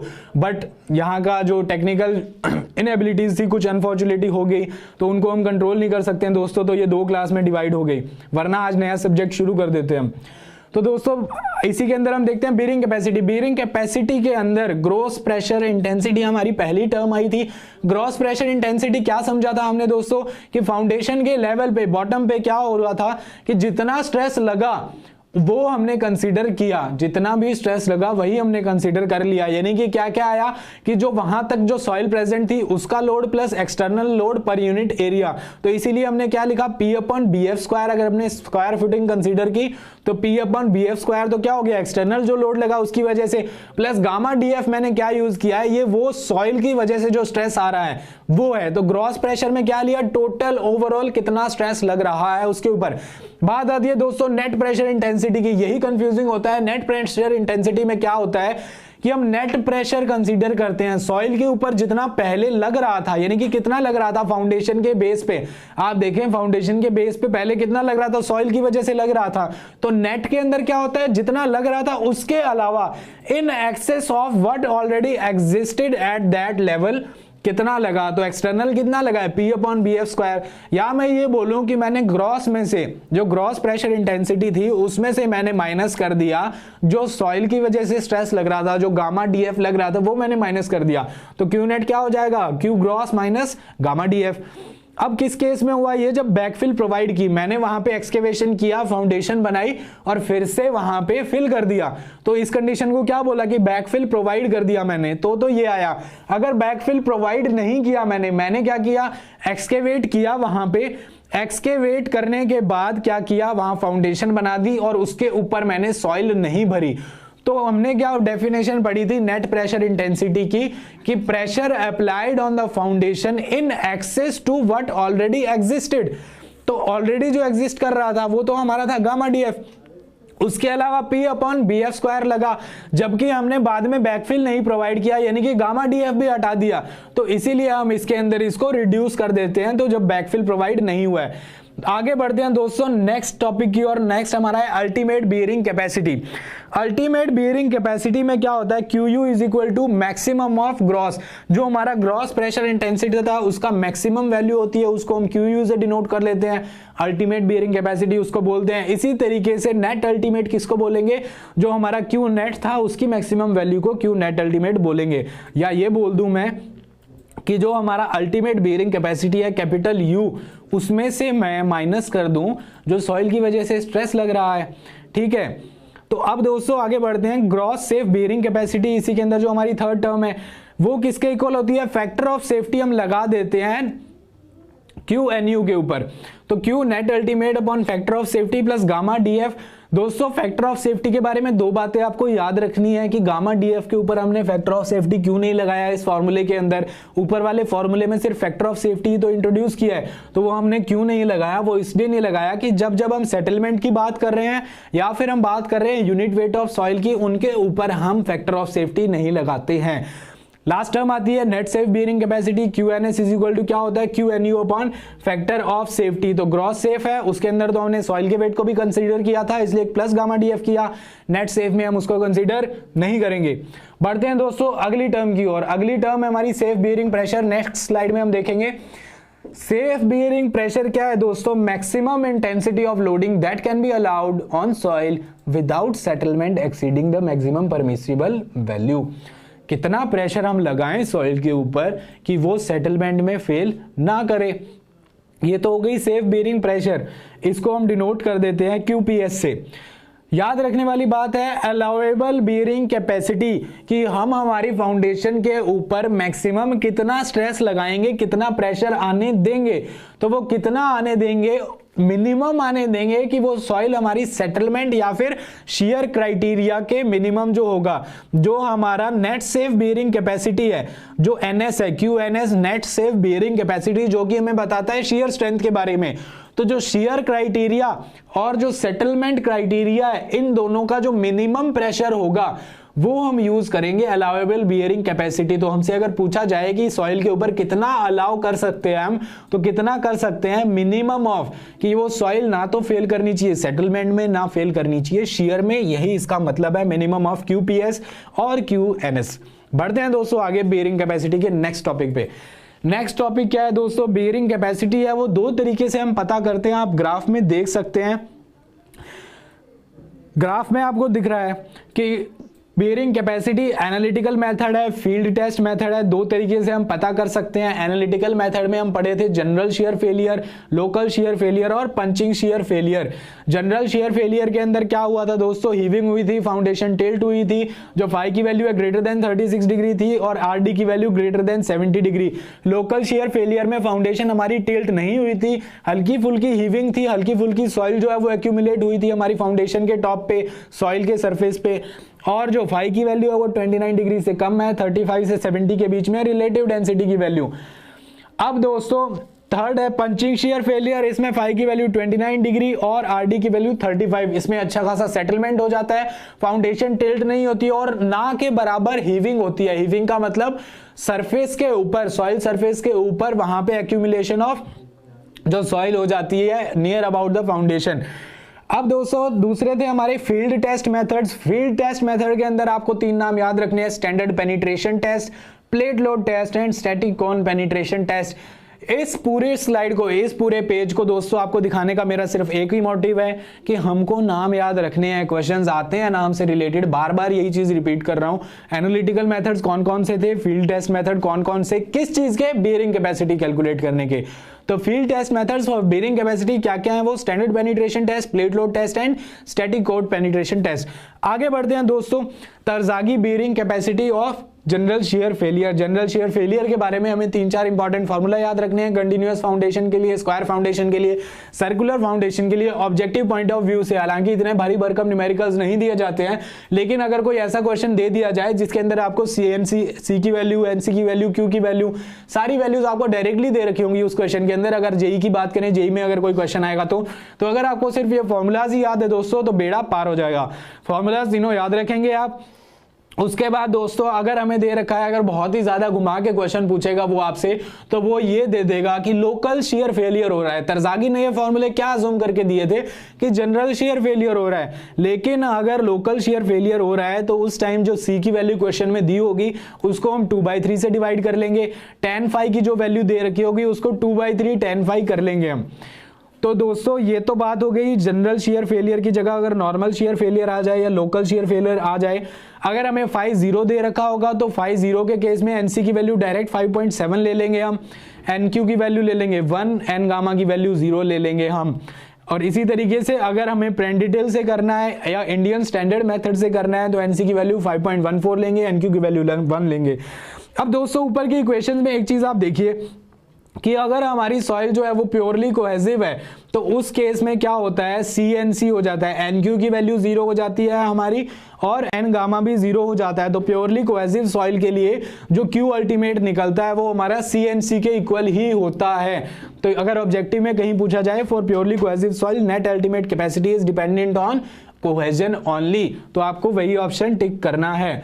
आगे बढ़ते हैं दोस्तों, एक स्कैम्पटन मेथड भी आता है। स्कैम्पटन मेथड के अंदर क्या होता है, QNU। स्कैम्पटन मेथड पहली बात हम किसके लिए अप्लाई करते हैं, क्ले सॉइल के लिए अप्लाई करते हैं और सैचुरेटेड क्ले के लिए करते हैं। तो इसका फॉर्मूला क्या होता है, नेट अल्टीमेट कैपेसिटी जो होती है CNC के इक्वल होती है। स्कैम्पटन ने अपने टेस्ट के अकॉर्डिंग NC की वैल्यू कुछ और दी, स्कैम्पटन बियरिंग कैपेसिटी फैक्टर बोला उसको उसने, और उसकी वैल्यू किस पे डिपेंड कर दी, ये क्या बता दिया कि वो डिपेंड करती है depth of foundation upon width of foundation पे। 3 केस दोस्तों आपको अपने सामने दिख रहे हैं। पहले केस के अंदर अगर depth of foundation upon width of foundation 0 है, यानी कि डेप्थ ऑफ फाउंडेशन 0 है, बिल्कुल सरफेस पे हमने बनाया है, तो उस केस में NC की वैल्यू ले लेंगे डायरेक्ट 5, स्ट्रिप फाउंडेशन के लिए स्क्वायर, रेक्टेंगुलर, सर्कुलर के लिए लेंगे 6। अगर वो 0 से 2.5 के बीच में लाई कर रही है तो केस 2 का यूज करेंगे, NC की वैल्यू होगी 5 into 1 + 0.2 DF by BF। Strip foundation के लिए, स्क्वायर के लिए 6 इंटू 1 + 0.2 DF बाय BF। तीसरे केस में आप देख सकते हैं कि अगर 2.5 से ज्यादा है तो 7.5 लेंगे स्ट्रिप के लिए और बाकी सब के लिए ले लेंगे NC की वैल्यू 9। याद रख पाए तो बहुत अच्छी बात होगी दोस्तों, इन सबसे बाहर नहीं जाएंगे कुछ भी। आगे बढ़ते हैं दोस्तों, हम टेस्ट के बाद 3 test, general shear failure, local shear failure और हमारा पंचिंग शेयर फेलियर हम डिस्कस कर चुके हैं। बात करते हैं फील्ड टेस्ट की। फील्ड टेस्ट में आपको दिख रहा है 3 टेस्ट हैं, standard penetration test, plate load test, static penetration test, जो कि सिलेबस में बहुत ही अच्छे तरीके से सामने दे रखा है। तो इनको हम कैसे मिस कर सकते हैं दोस्तों। बढ़ते हैं पहले टेस्ट की ओर, standard penetration test. Standard penetration test में आप देख सकते हैं दोस्तों कि हमें यहाँ पे डिवाइस दे रखी है स्टैंडर्ड पेनिट्रेशन टेस्ट की, ट्राइपॉड पे हम उसको लगाएंगे और हम डिग करना शुरू करेंगे। इस टेस्ट के अंदर हम एक पेनिट्रेशन वैल्यू होती है, N होती है, जो नंबर ऑफ ब्लोज होते हैं वो कैलकुलेट करते हैं। हम करते कैसे हैं आप देख रहे हैं इमेज में, ट्राइपॉड पे हमारा डिवाइस लगा हुआ है, हम डिग करना शुरू करते हैं सैंपलर से। तो जो सैंपलर है उसको बार बार हिट करते हैं, तो डेप्थ ऑफ फाउंडेशन तक तो हम ऑलरेडी एक्सकेवेट कर चुके होते हैं। अब डायग्राम को आप देखना शुरू करिए ऊपर से नीचे, जैसे जैसे मैं बोल रहा हूं डायग्राम को आप ऊपर से नीचे देखेंगे। सबसे पहले हमने क्या किया, एक्सकेवेट कर लिया फाउंडेशन, जहां जिस लेवल पे बनानी है वो तो मैं एक्सकेवेट करूंगा ही ऑब्वियसली। फिर DF डेप्थ से मैं टेस्ट करना शुरू करता हूं, तो मैं क्या करूंगा 150 mm तक डिग कर लूंगा, खोद लूंगा वहां पे और कोई रीडिंग नहीं लूंगा। याद कैसे रखना है, स्टोरी की फॉर्म में। सबसे पहले फाउंडेशन बना ली, फाउंडेशन के लेवल से टेस्ट करना शुरू किया। क्या किया, 150 mm तक डिग किया और कोई रीडिंग नहीं ली कि कितने नंबर ऑफ टाइम्स हमने स्प्लिट स्पून सैंपलर को बार बार हिट किया है, वहां पे नहीं नोट किया। उसके बाद क्या किया हमने, 150 mm के बाद 300 mm तक डिग किया और रीडिंग इज टेकन। 300 mm तक डिग करेंगे और कितने नंबर ऑफ टाइम्स हमने हिट किया है उसको, जो वैल्यू ऑफ N है, पेनिट्रेशन वैल्यू, वो कैलकुलेट कर लेंगे। ठीक है दोस्तों, तो ये हमारा एक टेस्ट हो गया। फिर हम क्या करते हैं, 750 mm तक डिग कर लेंगे उसको। इसी टेस्ट के अंदर कंटिन्यू कर रहे हैं, क्या कर रहे हैं हम 750 mm तक उसको डिग करेंगे और कोई रीडिंग नहीं लेंगे। 750 mm डेप्थ तक हम फिर से एक्सकेवेट करते हैं और फिर टेस्ट करना शुरू करते हैं। तो दोबारा नेक्स्ट टेस्ट जब हमने शुरू किया तो सेम मेथड, 150 mm तक रीडिंग नोट नहीं की और अगले 300 mm तक रीडिंग नोट कर ली। इसी तरीके से हम वेरियस टेस्ट करते हैं, उन टेस्ट का एवरेज लेते हैं और एवरेज को हम रख लेते हैं। तो दोस्तों इसके अंदर क्वेश्चन जो बनते हैं वो कहां से बनते हैं, एक तो डेप्थ पे ही हो गया कि 150 mm पे नोट नहीं करते हैं, 300 mm तक हम करते हैं। फिर कितना गैप छोड़ते हैं दो टेस्ट के बीच में, 750 mm का छोड़ते हैं। तीसरी जो बात है, स्प्लिट स्पून सैंपलर यूज होता है इसके अंदर।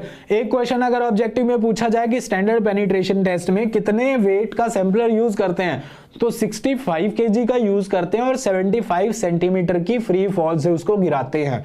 ठीक है, ये पूछा जा सकता है। और करेक्शन तो मोस्ट इंपॉर्टेंट है, करेक्शन पे तो क्वेश्चंस आए हैं, आते रहेंगे। होता क्या है, हमने टेस्ट पढ़ना शुरू किया और हम लास्ट तक करेक्शन आते आते बिल्कुल थोड़े से सुस्त हो जाते हैं, वो छोड़ देते हैं। तो करेक्शन आप याद रखेंगे, जो वैल्यू ऑफ N हमारी आई, जो N0 आई इन टेस्ट को करने पर, उस N0 पे हम पहला करेक्शन करते हैं ओवरबर्डन का। ठीक है, तो 350 upon sigma plus 70 into N0 जो इनिशियल टेस्ट में आया हमारा वो, इसके ऊपर हम फिर से टेस्ट करते हैं। क्या टेस्ट करते हैं इसके ऊपर, डायलेशन करेक्शन सेकंड लगाते हैं 15 प्लस n1 माइनस 15/2। तो जो पहले हमारी करेक्टेड वैल्यू आई उसके ऊपर फिर से हम इसको लगाएंगे और n1 n2 की वैल्यू आ जाएगी। ऑब्जेक्टिव में कई बार यही पूछ लेता है। बढ़ते हैं दोस्तों नेक्स्ट टेस्ट की ओर। Second test plate load test. Diagram आपको क्लियरली दिख रहा है। प्लेट लोड टेस्ट में हम क्या करते हैं, गर्डर्स का यूज करते हैं या फिर रिएक्शन का यूज करते हैं जिससे हम प्लेट के ऊपर लोड लगा पाए। प्लेट्स का यूज करते हैं 30, 45, 65, 75 सेंटीमीटर साइज की प्लेट्स का यूज करते हैं। लेस देन 30 सेंटीमीटर साइज की प्लेट कभी नहीं यूज की जाती प्लेट लोड टेस्ट के अंदर, क्योंकि हमारा जो टेस्ट है वो इससे एक्यूरेट नहीं आता है। प्लेट को हम रख देंगे जहां पे फाउंडेशन बनेगी उस लेवल पे प्लेट को रख देंगे और लोडिंग लगाएंगे इंक्रीमेंट वे में। हर इंक्रीमेंट के लिए हम सेटलमेंट नोट कर देंगे। हर इंक्रीमेंट ऑफ लोड के लिए सेटलमेंट नोट कर लेंगे। छोटी ड्यूरेशन में हो जाता है, इसलिए क्ले के लिए और हम सिल्ट के लिए इसको यूज बहुत रेयर करते हैं, कम यूज करते हैं, क्योंकि हम इसके अंदर जो सेटलमेंट जो पूरा टेस्ट है कंसोलिडेशन होता है क्ले और सिल्ट के अंदर, तो बहुत लॉन्ग टाइम तक हमें लोड अप्लाई करना पड़ता है। तो इसलिए हम जो बेरिंग कैपेसिटी के अंदर प्लेट लोड टेस्ट करते हैं वो ज्यादातर करते हैं सैंड के लिए। जो क्वेश्चन आता है दोस्तों प्लेट लोड टेस्ट से related majority of time question आता है सेटलमेंट से। जो आपको सैंड का फॉर्मूला दिख रहा है, settlement of foundation upon settlement of plate is equal to BF अपॉन BP, यानी कि width of foundation upon width of plate into BP plus 0.3 upon BF plus 0.3 पूरे का स्क्वायर। ये बात आपको याद रखनी है, एग्जाम में जाके हम भूल जाते हैं स्क्वायर BP प्लस 0.3 का था या फिर पूरे का था, तो पूरे का स्क्वायर आता है यहाँ पे। और इससे आपको अगर प्लेट का सेटलमेंट दे रखा है तो आप पता कर सकते हैं कि फाउंडेशन का सेटलमेंट कितना आएगा। डायग्राम आपको क्लियरली गिवन है। डायग्राम में आप देख सकते हैं हाइड्रोलिक जैक है, उससे हम क्या करते हैं सेटलमेंट जो हमारा लोड है वो लगाते हैं। प्रेशर गेज से हम पता कर लेते हैं कितना लोड लग रहा है। डायल गेज से हम पता करते हैं कि सेटलमेंट कितनी हो रही है। डेटम फ्रेम मतलब इनिशियली 0 कितना था और सेटलमेंट कितनी आई हमारी। तीसरा टेस्ट जो होता है दोस्तों वो हमारा है स्टैटिक कोन पेनिट्रेशन टेस्ट। आपको स्टैटिक कोन दिख रहा है जिसका सरफेस एरिया जो होता है 10 सेंटीमीटर स्क्वायर होता है, एंगल होता है 60 डिग्री अगर एग्जाम में पूछा जाए तो। डिफरेंस क्या है स्टैंडर्ड पेनिट्रेशन टेस्ट और स्टैटिक कोन पेनिट्रेशन टेस्ट में? सेम तरीके से करते हैं, कोन को पेनिट्रेट करेंगे, पुश करेंगे at the rate of 20 mm per second up to a depth of 100 mm। इतने डेप्थ तक तो उसको पुश करेंगे। डिफरेंस क्या है दोस्तों इन दोनों टेस्ट में कि उसके अंदर तो हमने क्या किया था, जो स्टैंडर्ड पेनिट्रेशन टेस्ट था 150 mm तक पुश किया, कोई रीडिंग नहीं ली। फिर उसके बाद 300 mm तक किया तो रीडिंग ले ली। फिर 750 हमने खाली छोड़ दिया, फिर रीडिंग्स लेना शुरू किया। तो इस प्रकार से हमने क्या किया था, गैप्स के अंदर उसको टेस्ट किया था। जबकि इसके अंदर क्या करते हैं दोस्तों, हम कंटिन्यूअस रीडिंग्स लेते हैं। और clay silt fine to medium sand के लिए इस टेस्ट का हम यूज करते हैं। बढ़ते हैं दोस्तों अगले टॉपिक की ओर, अर्थ प्रेशर। अर्थ प्रेशर में हमने दोस्तों क्या पढ़ा था? अर्थ प्रेशर क्या है? Lateral force exerted by soil and any structure retaining that soil. जो स्ट्रक्चर जिस सॉइल को होल्ड कर रहा है उसको जो रेजिस्ट कर रहा है वो हमारा क्या है? Earth pressure. अर्थ प्रेशर अगर देखें दोस्तों तो ये 3 प्रकार का होता है। Earth pressure at rest, active earth pressure, passive earth pressure. Diagram से आप क्लियरली याद कर सकते हैं।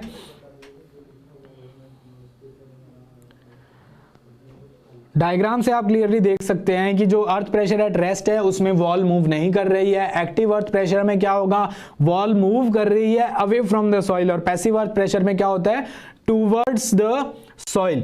ठीक है, पैसिव अर्थ प्रेशर में टूवर्ड्स द सॉइल आती है। ये तो तीनों डायग्राम से आप याद रख सकते हैं। अगर एग्जाम में क्वेश्चन आता है कि किस केस के अंदर वॉल कैसे मूव करती है, रेस्ट में कहीं नहीं मूव करेगी, एक्टिव में अवे फ्रॉम द सॉइल करती है, पैसिव में टूवर्ड्स द सॉइल करती है। अब दोस्तों आगे बढ़ते हैं हम। अर्थ प्रेशर कोफिशिएंट्स, जो चीजें डायरेक्टली हमें याद करनी है जिनके बेसिस पे क्वेश्चंस आते हैं। अर्थ प्रेशर कोफिशिएंट अगर हमसे रेस्ट का पूछा जाए, coefficient of earth pressure at rest किसके इक्वल होता है? 1 माइनस साइन फाई के इक्वल होता है, जहां पे फाई हमें पता है एंगल ऑफ इंटरनल फ्रिक्शन। तो कोहेजन लेस सॉइल जहां पे C0 होता है उसके लिए यूज करते हैं 1 माइनस साइन फाई। अगर कोहेसिव सॉइल है जैसे कि क्ले है तो कोहेसिव सॉइल 2 प्रकार की हो सकती है, या तो नॉर्मली कंसोलिडेटेड यानी कि प्रेजेंट में जितना स्ट्रेस वो सॉइल ले रही है वो मैक्सिमम है, तो ऐसी सॉइल होगी NC सॉइल। तो उसके लिए कितना होता है 0.19 plus 0.233 log base 10 plasticity index. अगर ओवर कंसोलिडेटेड क्ले है जिसने पास्ट में बहुत मैक्सिमम लोड ले रखा है एज कंपेयर टू प्रेजेंट, तो उसमें क्या होता है कि जो हमने लिया NC सॉइल के लिए into under root of OCR into under root of OCR, तो जो ओवर कंसोलिडेशन रेशियो है हमारी, उसका रूट लेते हैं हम इस केस के अंदर।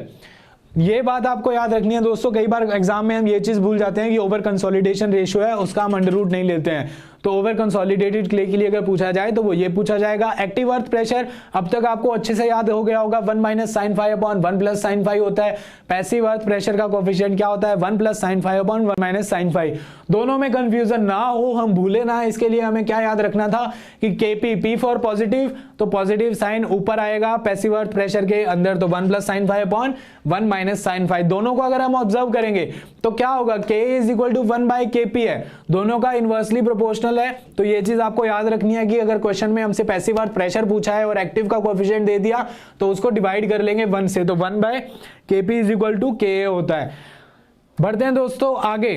नेक्स्ट हमें क्या करने थे, अर्थ प्रेशर्स पता करने थे। अर्थ प्रेशर एट रेस्ट कितना किसके इक्वल होता है, K0 × σz, जो कि वर्टिकल स्ट्रेस हमारा लग रहा है। दूसरा क्या था, active earth pressure K × σz - 2c √K। Passive earth pressure में Kp × σz + 2c √Kp। यहाँ पे σz जो वर्टिकल स्ट्रेस है उस लेवल पे जहां पे हमें स्ट्रेस कैलकुलेट करना है दोस्तों, तो उसकी वैल्यू आप कैलकुलेट कर सकते हैं इजीली इफेक्टिव स्ट्रेस से। बात याद रखने वाली एक और आई थी कि जो हमारा एक्टिव अर्थ प्रेशर होता है वो लीस्ट होता है, सबसे कम होता है आउट ऑफ ऑल 3 प्रेशर। तो एक्टिव अर्थ प्रेशर सबसे कम होगा, फिर आएगा हमारा रेस्ट पे और फिर आएगा पैसिव अर्थ प्रेशर। इसके अलावा एक क्वेश्चन अगर पूछ लिया जाता है कि फेलियर प्लेन कितना एंगल बनाता है एक्टिव अर्थ प्रेशर में, हॉरिजॉन्टल के केस में तो बनाता है 45 + π/2, और एक्टिव अर्थ प्रेशर के केस में पैसिव अर्थ प्रेशर अगर हमें गिवन है तो उस केस में failure plane makes an angle 45 - π/2 with horizontal plane. तो 2 बातें आपको दोस्तों ये भी याद रखनी है। आगे बढ़ते हैं दोस्तों, earth pressure for cohesive soil, cohesion less soil के लिए तो जो प्रीवियस स्लाइड में हमने देखे उन सारे फॉर्मूलाज को आप यूज कर सकते हैं, इजीली दे सकते हैं। कोहेसिव सॉइल को अलग से आपको क्यों बताया, क्योंकि इसके अंदर कुछ कंडीशंस दे देते हैं क्वेश्चन के अंदर कि जब टेंशन क्रैक जो पानी की वजह से आते हैं वो हैं या नहीं गिवन है, तो उस केस में हम क्या क्या फॉर्मूला यूज करते हैं। अगर टेंशन क्रैक्स डेवलप नहीं हुए तो हम हमारा नॉर्मल फॉर्मूला यूज करेंगे। क्या फॉर्मूला यूज करेंगे, Pi = Ka σz - 2c √Ka, ये फॉर्मूला यूज कर लेंगे। लेकिन अगर टेंशन क्रैक डेवलप हुए हैं तो इस फॉर्मूले में एक एडिशन हो जाता है +2c² का। तो ये आपको याद रखना है कि अगर एग्जामिनर घुमा के क्वेश्चन पूछना चाहेगा आपसे तो ये बोल देगा when tension cracks are developed. होता क्या है, हम स्टार्टिंग की चीजें तो अच्छे से पढ़ चुके होते हैं, जैसे जैसे टॉपिक का एंड आता है लास्ट की चीजें हम हल्के में ले लेते हैं, करके नहीं जाते हैं। तो ऐसे में क्या होता है, मान लीजिए एग्जाम में क्वेश्चन आ जाए तो आपके दिमाग में क्या चलता है, अरे क्या भारी भारी वर्ड्स यूज कर लिए, tension cracks are developed, pressure का फॉर्मूला इतने मुश्किल से याद किया, अब क्रैक का क्या होगा इसमें। तो इतना सा याद रखना है, जब जब टेंशन क्रैक डेवलप होगा तो जो नॉर्मल फॉर्मूला जो हम याद कर चुके हैं उसमें +2c² कर देंगे, दैट इज इट। इसी के अंदर दोस्तों आता है क्रिटिकल हाइट का। क्रिटिकल हाइट पता करने के लिए कि अगर हम एक्सकेवेशन करें तो हम कब तक सपोर्टिंग ना लगाएं कि हमारी जो सॉइल है वो धंसेगी नहीं, ढह नहीं जाएगी उसके अंदर। तो क्रिटिकल हाइट का आप देख सकते हैं कि हमने एक्टिव अर्थ प्रेशर उस केस में क्या हो जाता है, 0 रहता है वहां पे। तो उस फॉर्मूले का जो हमारा फर्स्ट फॉर्मूला है चाहे तो हम उसी को 0 के इक्वल रखें, तो वहां से जो हमें हाइट मिलती है Z0 वो किसके इक्वल होती है, हाफ ऑफ क्रिटिकल हाइट। जहां पर जाके अर्थ प्रेशर 0 हो जाता है वो तो है Z0, और इक्वल टू 2Z0 जो हमारा आता है यानी कि 4c अपॉन गामा √K, वो हमारी है critical height for unsupported vertical cut off. Directly question आता है दोस्तों क्विकसेंट कंडीशन से, जिस प्रकार आता था इफेक्टिव स्ट्रेस में उसी तरीके से अनसपोर्टेड एक्सकेवेशन से maximum number of time direct question आता है, इसीलिए आपको ये डायरेक्ट फॉर्मूला यहां पे बताया, तो ये तो आपको भूलना ही नहीं है। बढ़ते हैं दोस्तों अगली स्लाइड की ओर। अब उन दोस्तों, उन मेरे प्यारे दोस्तों के लिए जो बार बार कमेंट्स में परेशान हो रही है, अरे सर ये टॉपिक, अरे सर वो टॉपिक, एक बार आपके सामने देखिए, लास्ट स्लाइड में मैंने सिलेबस इसीलिए प्रेजेंट किया है, एक बार अच्छे से आप रीड करके देख लीजिए, इसमें से अगर कुछ भी अगर आपका बचा है तो। This is the syllabus for SSC JEE civil 2019। Syllabus मैंने एज इट इज स्क्रीनशॉट आपके सामने दिखाया है, कोई छेड़खानी नहीं की गई है इससे, तो आप देख सकते हैं एक एक टॉपिक, और इन एडिशन टू दैट इसके अलावा टॉपिक्स कवर हुए हैं हमारी क्लास के अंदर इफेक्टिवली। आई होप सो आपको सब अच्छे से समझ आया होगा। अगर समझ आया, सब अच्छा लगा तो लाइक करें, कमेंट करें, हमें बताएं, और अगर आप चाहते हैं कुछ और बेटर हो सकता है, कुछ और फीडबैक्स हैं तो वो भी हमें जरूर बताएं। आज की क्लास कैसी लगी आपको कमेंट्स में जरूर बताइए। लेक्चर हुआ है खत्म, राजन सर एंडिंग लगाइए। Thank you so much, thank you for being with wifi study, thank you.